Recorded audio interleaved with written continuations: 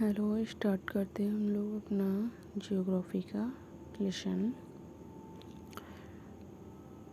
क्योंकि मेरा लेसन उसमें भी कंप्लीट नहीं हुआ था। ये थर्ड पार्ट है geography 12th class and first lesson.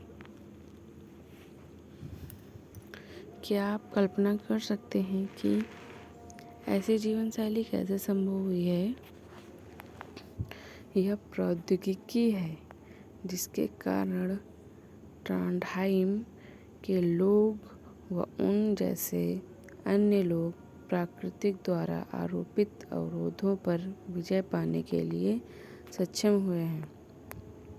क्या आप ऐसे अन्य कुछ दृष्टांतों को जानते हैं? ऐसे उदाहरणों को ढूंढना कठिन नहीं है। भूगोलवेत्ता ग्रिफिथ टेलर ने एक नई संकल्पना प्रस्तुत की है जो दो विचारों पर्यावरणीय निश्चयवाद और संभववाद के बीच मध्य मार्ग को परिलक्षित करता है। उन्होंने इसे नव निश्चयवाद अथवा रुको और जाओ निश्चयवाद का नाम दिया। आप में से जो नगरों में रहते हैं और जो नगर देख चुके हैं जरूर जानते हैं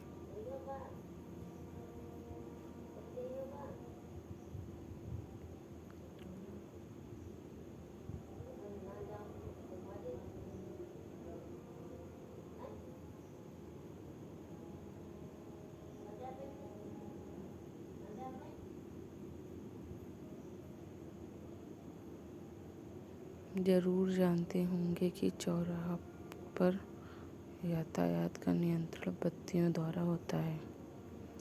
लाल बत्ती का अर्थ रुको, एम्बर पीली बत्ती, लाल बत्ती, हरी बत्ती बीच रुककर तैयार रहने।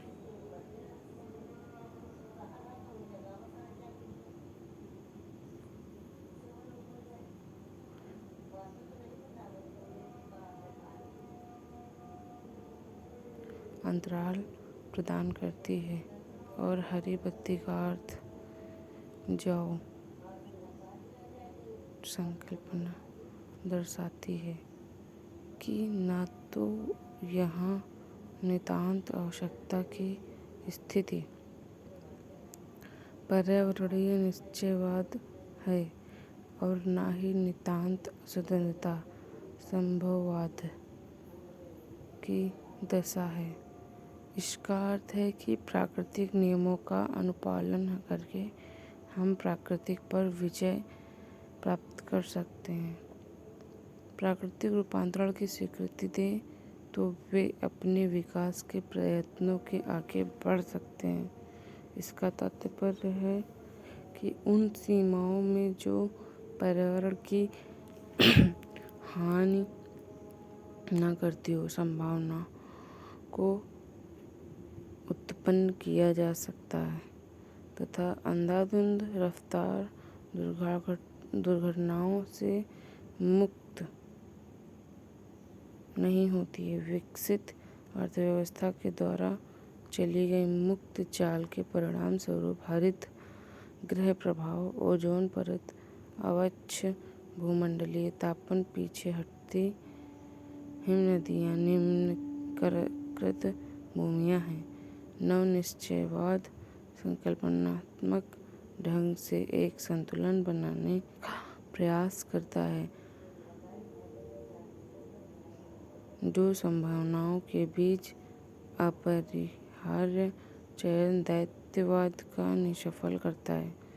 समय के गलियारों से मानव भूगोल पर्यावरण से अनुकूल व समायोजन की प्रक्रिया तथा इसका रूपांतरण पृथ्वी के धरातल पर विभिन्न पारिस्थितिकी निकेतन में मानव के उदय के साथ आरंभ हुआ है।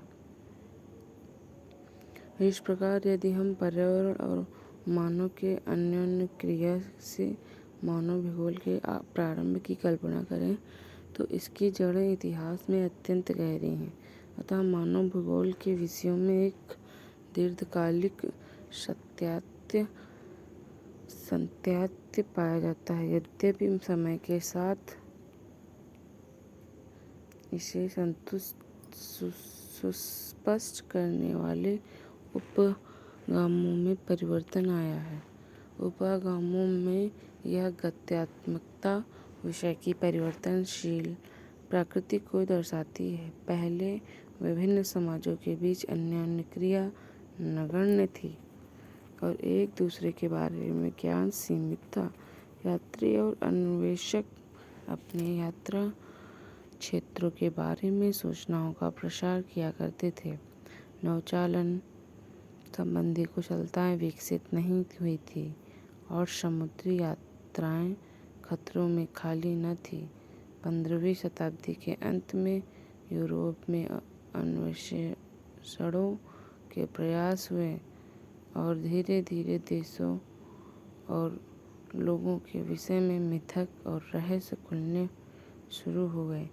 उपनिवेश युग में अवशेषों को आगे बढ़ाने के लिए गति प्रदान की ताकि प्रदेशों के संसाधनों तक पहुंच सके और तालिका युक्त सूचनाएं प्राप्त हो सकें। यहाँ आशय गहन ऐतिहासिक विवरण प्रस्तुत करने का नहीं है, केवल आपको मानव भूगोल के क्रमिक विकास की प्रक्रियाओं से अवगत कराने का है। संक्षिप्त तालिका 1.1 आपको भूगोल के उपक्षेत्र के रूप में मानव भूगोल की विस्तृत अवस्थाओं से परिचय कराएगी। मानव भूगोल के कल्याणपरक अथवा मानवतावादी विचारधारा का संबंध मुख्यतः लोगों के सामाजिक कल्याण के विभिन्न पक्षों से था। इनमें आवासन, स्वास्थ्य और शिक्षा जैसे पक्ष सम्मिलित थे। भूगोलवेत्ताओं ने पहले ही स्नातकोत्तर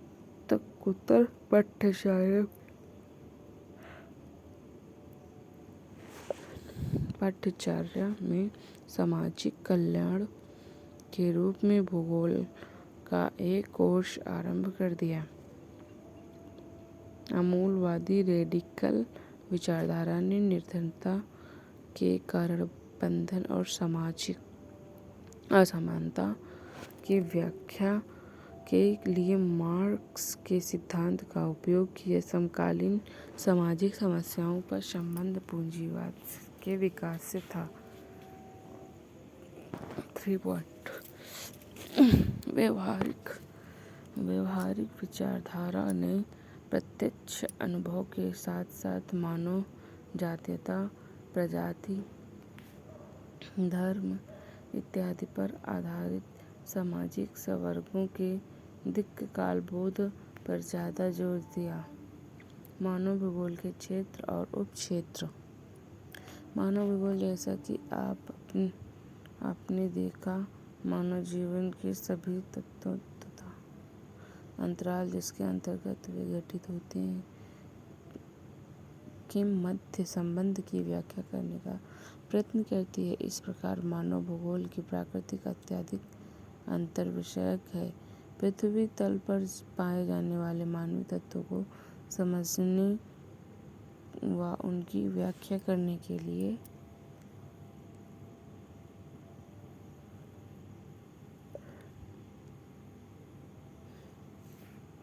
मानव भूगोल सामाजिक विज्ञानों के सहयोगी विषयों के साथ घनिष्ठ अंतरपृष्ठ विकसित करती है।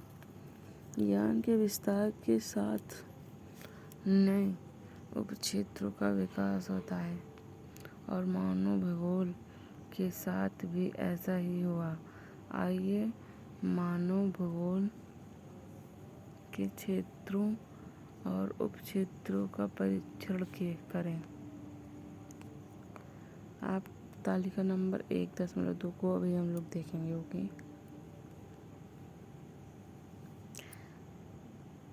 आपने अनुभव किया होगा कि यह सूची विशाल और विस्तृत है। यह मानव भूगोल के विस्तृत होते परिमंडल को परिलक्षित करती है। आप उपक्षेत्रों के मध्य सीमाएं प्रायः अतिव्यापी होती हैं। इस पुस्तक में अध्यायों के रूप में जो सामग्री दी गई है वह आपको मानव भूगोल के विभिन्न पक्षों का पर्याप्त एवं विस्तृत ज्ञान प्रदान करेगी। अभ्यास, क्रियाएं और प्रकरण अध्ययन इसकी विषय वस्तु को और अधिक समझने के लिए आपको कुछ अनुभवसिद्ध दृष्टांत प्रदान करेंगे।